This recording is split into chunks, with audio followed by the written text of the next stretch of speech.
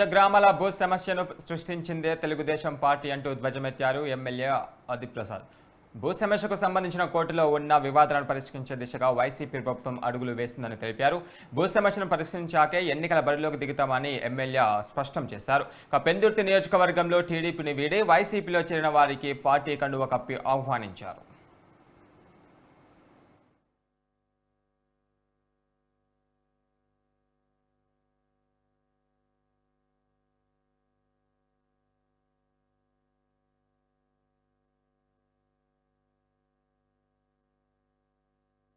నమస్కారం.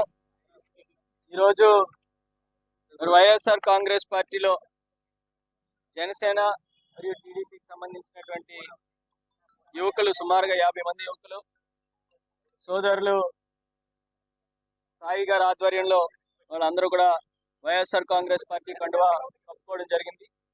చాలా సంతోషంగా ఉంది.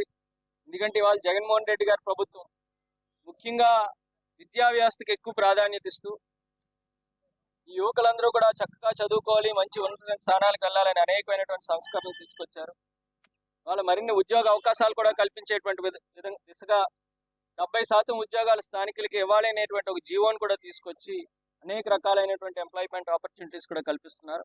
వాళ్ళ యువకులందరూ కూడా మళ్ళీ వాళ్ళు జగన్మోహన్ రెడ్డి గారి వెంట నడవడానికి వాళ్ళందరూ కూడా ముందుకు వచ్చినందుకు ప్రతి ఒక్కరిని కూడా పేరు పేరున వైఎస్ఆర్ కాంగ్రెస్ పార్టీలోకి ఆహ్వానిస్తూ ఖచ్చితంగా వాళ్ళు ఏదైతే నమ్మకంతో ఏదైతే గౌరవంతో ఈ పార్టీలోకి వచ్చారో ఆ నమ్మకాన్ని వమ్ము చేయకుండా వాళ్ళకి అన్ని రకాలుగా కూడా గౌరవిస్తూ వాళ్ళని ప్రాధాన్యత ఇస్తూ వాళ్ళని సొంత అన్నదమ్ముల్లా చూసుకునేటువంటి బాధ్యత వైఎస్ఆర్ కాంగ్రెస్ పార్టీ తీసుకుంటుందని చెప్పి తెలియజేసుకుంటూ మరొకసారి సోదరులు సాయి గారికి వాళ్ళతో పాటు వచ్చినటువంటి బృందం అందరికీ కూడా పేరు పేరున హృదయపూర్వకంగా ఆహ్వానం పలుకుతూ నమస్కారం.